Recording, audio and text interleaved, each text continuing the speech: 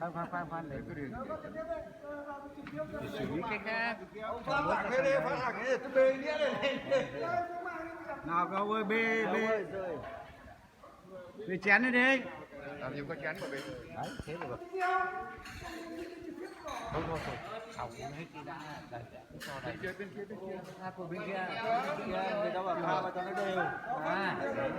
Bên kia cũng đây. Hình như uống ít, nên đưa sang bên ấy. Nào, lão ơi vào đi.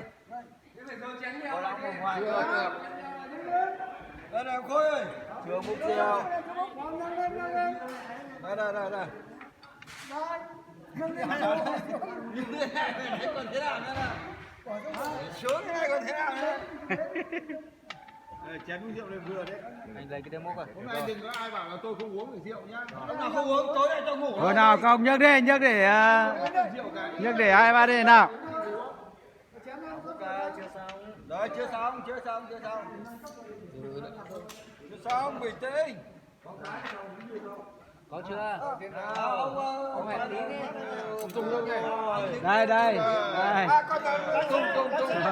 Tung đâu? Tùng kia rồi.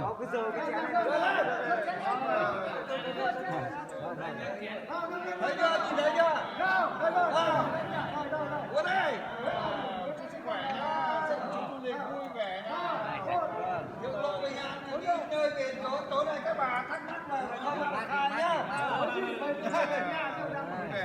Thôi, công ơi.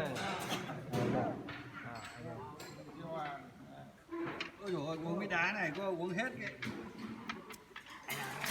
Này con tắc mật này cạn cả đầm. Uống cái gì ở đâu á? Anh nhớ thấy mà tối nay về các bà thắc mắc không được khai. Thế này là được, cái này chua là ngon.